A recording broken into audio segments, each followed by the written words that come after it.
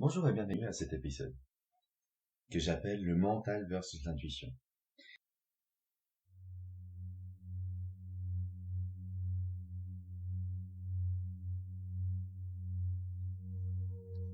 Bienvenue à mon univers spirituel, un espace dans lequel moi, Josie Gonzalez, thérapeute énergétique, je tiens à te parler de mon expérience dans l'énergétique, la spiritualité et les développements personnels. En forme de récit autobiographique, je cherche à partager mon vécu et à aborder des concepts qui me tiennent à cœur et qui pourraient t'aider de manière simple et concrète. Installe-toi confortablement et je te souhaite une belle écoute.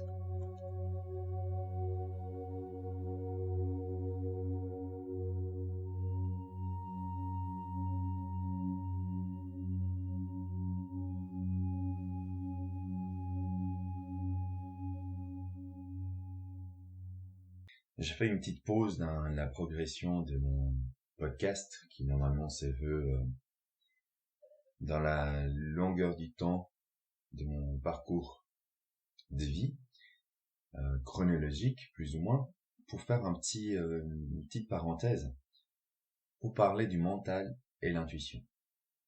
Alors tout d'abord, pourquoi j'ai fait ces choix en fait, c'est que depuis un certain temps, chaque jour, j'entends des podcasts dans mes trajets, souvent sur le développement personnel et spirituel, pour nourrir un peu les réflexions, etc.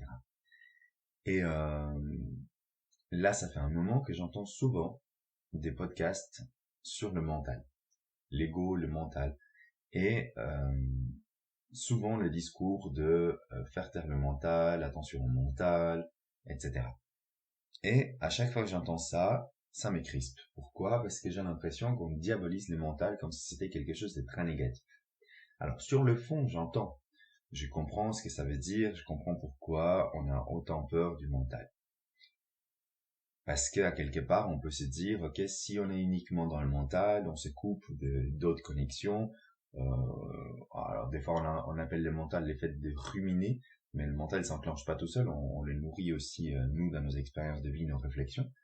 Donc, je me suis dit, j'ai besoin de faire un épisode où on va parler un petit peu du mental et de l'intuition. Donc aujourd'hui, ce que je voudrais faire avec vous, c'est partager un petit peu qu'est-ce qu'est pour moi le mental, l'intuition, à quoi ils servent et comment est-ce qu'on peut l'utiliser au quotidien. Tout d'abord, j'avais fait une fois un atelier de tambour chamanique et puis la personne qui avait animé cet tambour nous a parlé de 2 temps. Et 2 temps qui s'expriment au quotidien dans toutes circonstances. Et ça m'avait beaucoup parlé. D'un côté, on a le temps circulaire, qui est un temps où tout est possible, c'est le champ des possibles. Et de l'autre côté, on a le temps vertical, qui est la concrétisation de ces possibles. C'est-à-dire que d'un coup, on a comme si on tournait un rond, en fait, à l'horizontale, et on a, à ce moment-là, tout est possible, tout est imaginable. Donc c'est le moment de l'intuition. On va aller se connecter à la source elle-même des créations pour aller tirer des apprentissages, tirer des idées, etc. Ce que pour moi, par exemple, on fait la plupart d'artistes ou de créateurs de l'époque. C'est connecter à une source de possible. Ensuite, une fois qu'ils ont eu l'information, ou ils ont choisi l'information qui leur convient, qui leur parle à ce moment-là, il faut pouvoir la concrétiser, la matérialiser, faire en sorte que l'idée qui est abstraite, qui est intangible, devienne quelque chose de concret. Que ce soit une théorie, on va mettre des mots, des images, que ce soit vraiment des objets ou des méthodes concrètes qu'on va appliquer dans la matière. Et c'est là le temps vertical, c'est-à-dire c'est le temps où on intervient avec une méthodologie pour faire descendre l'imaginaire, le créatif, dans la matière, dans le concret. Pour moi, ces temps circulaires, où tout est possible, appartient à l'intuition, et le temps vertical appartient au mental. Si on reste coincé dans un temps circulaire où tout est possible et on n'arrive pas à faire des choix, ou qu'on fait des choix mais qu'on ne sait plus quoi en faire après, c'est comme si on restait bloqué dans l'intuition. Donc pour moi, ce n'est pas forcément utile. C'est comme les personnes qui vont uniquement méditer pour être très très très haut, très perché, voir des informations, mais finalement, ils les amènent pas sur Terre. Donc, pour moi, ça fait pas de sens. Et l'inverse, du coup, concrétiser, donc utiliser le mental pour créer une stratégie qui nous permette de créer des objectifs, des méthodes, d'outils, etc. pour matérialiser la chose. Si on est uniquement dans le mental, on va pas pouvoir aller chercher l'information, on va simplement vouloir mettre des objectifs, mais sans savoir quoi mettre derrière. Pour moi, c'est très important cet aspect-là parce qu'on va passer du monde subtil au monde matériel. Et comme j'ai dit déjà dans des épisodes précédents, il y a une croyance, une conviction qui se répand assez facilement comme ça dans la société, c'est que on oppose le subtil au matériel comme si la spiritualité ne pouvait pas utiliser le matériel et vice-versa. Et pour moi, en fait, le matériel est une prolongation du monde subtil énergétique, mais qui est visible et concret, et qui nous permet de faire d'autres types d'expériences. Alors, quels sont les avantages aujourd'hui d'utiliser l'intuition? Quand on va méditer ou qu'on va faire une pause, il y a beaucoup de gens qui en fait ont des intuitions, des idées très spontanées et créatives quand ils lâchent le mental. C'est-à-dire, on rentre dans la sphère du temps circulaire. C'est là où peut-être certains auteurs de podcasts et puis des formations en développement personnel disent il faut faire taire le mental. Pourquoi? J'imagine que c'est leur intention, c'est de dire si on met de côté le temps vertical, on peut avoir accès au temps circulaire, on peut aller à explorer en fait les champs des possibles. Simplement, il ne faut pas rentrer dans une guerre contre le mental parce qu'on renforce en fait le mental. Si je vous donne une image, si je me mets face à vous et puis que je vous dis je vais vous pousser, automatiquement avant même que je mette mes mains sur vous, vous avez déjà créé de la résistance pour venir contre moi parce que vous n'avez pas forcément envie de tomber. Alors le mental va faire de même. Je veux faire taire le mental, alors le mental va se suractiver pour dire non mais attends, c'est bon, j'ai pas envie que tu me fasses taire. Donc l'idée c'est plutôt de devenir un allié et de l'intuition et du mental. Comme je disais tout à l'heure, pour moi ça sert à rien d'être complètement perché toute la journée et vivre comme si on était en fait pas là physiquement. On a un corps physique, si on est uniquement connecté à l'intuition, on va peut-être se balader, on va croire qu'on est complètement ailleurs. Et finalement, on va passer notre vie sur Terre sans avoir fait l'expérience du matériel, du concret. Finalement, c'est pour cela qu'on est venu ici. Si on est uniquement dans le mental, dans la production, dans la création purement matérielle, sans avoir accès à l'intuition, on va peut-être créer des banalités qui ont déjà été créées, qu'on va faire de la redondance.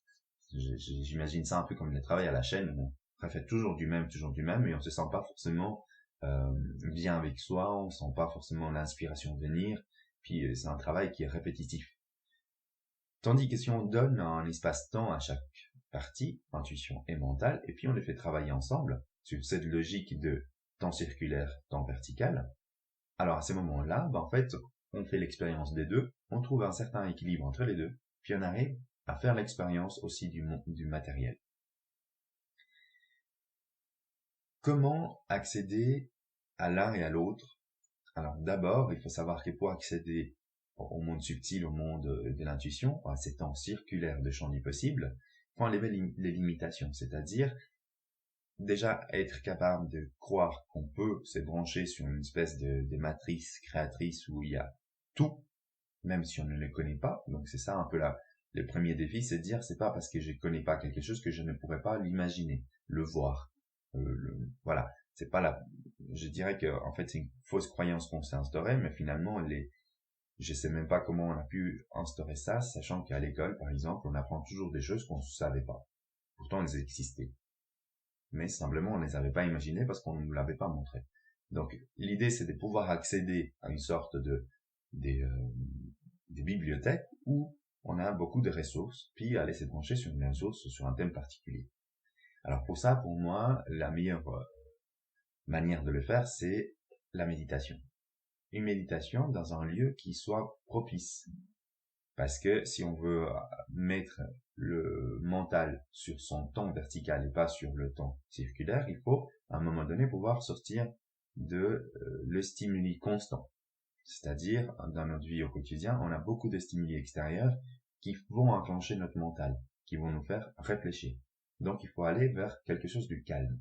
calme intérieur, posé, observer. Comme je vous ai dit dans l'épisode sur la méditation, allez chercher la méthode qui vous permet en fait de descendre la vitesse d'exécution de votre mental pour trouver un peu cet espace d'éclaircie du ciel. On voit le ciel à travers le nuage, parce que le nuage peu à peu se dissipe, puis nous laisse voir le ciel derrière. Et une fois qu'on est là-dedans, on va explorer, etc. On peut par exemple développer des techniques d'écriture automatique. On n'a pas forcément besoin d'ouvrir les yeux ou de réfléchir pour écrire. On se met à écrire, à dessiner, etc. Et ensuite, une fois que tout cela est fait, en fait, revenir à la construction mentale, c'est-à-dire, maintenant, je réfléchis, ça, il y a peut-être moins besoin d'apprendre parce que vous l'avez déjà appris à l'école. Maintenant, si je veux d'un point A arriver à un point B, qu'est-ce que je dois faire, comment je dois m'y prendre, puis trouver la stratégie. Après, on peut parler d'efficacité, etc., parce que c'est vrai que on apprend beaucoup la manière, mais pas forcément la manière la plus adéquate ou la plus sensée pour nous, parce que ça voudrait dire s'écouter. Alors ça, c'est important aussi, je m'écoute pour savoir en fait quels sont les schémas que je veux prendre pour que mon mental soit le plus efficace possible. Est-ce que je dois me donner des steps, des étapes claires, concises? Est-ce que je dois déterminer une temporalité? Est-ce que je dois travailler en équipe parce que tout seul je me perds, etc., etc. Plus je me connais, plus je vais savoir utiliser mon mental pour mettre une stratégie adéquate en place pour canaliser ce qui était au niveau intuitif dans le matériel. Donc pour finir avec cette histoire, je vais simplement vous parler d'une petite méthode pour trouver cet équilibre-là que j'utilise au quotidien, c'est le ressenti, décodage, action. Ressentir, c'est-à-dire je me connecte à mon corps, je vais à la recherche de mes sens. Je vais peut-être aller dans un état de méditation, je veux simplement laisser mon corps, mon esprit, ressentir ce qui se passe, percevoir. Une fois que je perçois, je vais décoder, je vais essayer de comprendre ce qui vient de se passer. Je vais essayer de mettre dans mon mental le dictionnaire pour pouvoir comprendre ce que j'ai reçu comme information. Et ensuite, j'agis, c'est-à-dire je mets en place la stratégie pour aller de l'avant. Je ne peux pas faire ces chemins à l'inverse, c'est-à-dire je ne peux pas partir de l'action pour comprendre, pour aller ressentir.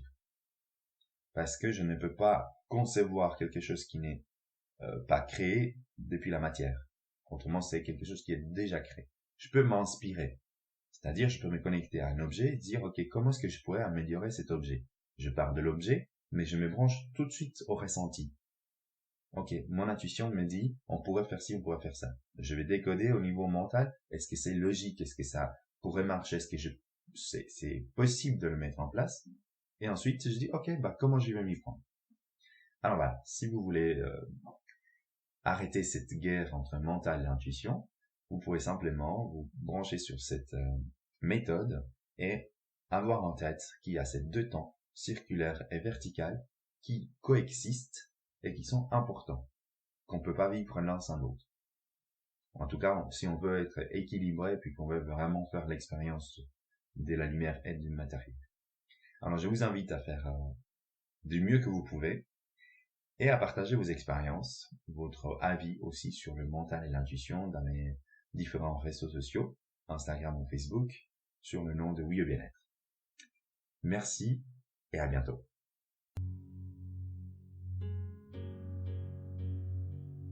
Si tu as aimé ce podcast, merci de le partager, de le liker et de laisser un commentaire. Je serai ravi de lire tes expériences et questions en lien avec le sujet de cet épisode. Si tu souhaites savoir plus sur mes prestations et activités professionnelles, visite mon site internet ouiaubienetre.ch ou mon Instagram et Facebook du même nom, Oui au Bien-être. Merci et à la semaine prochaine.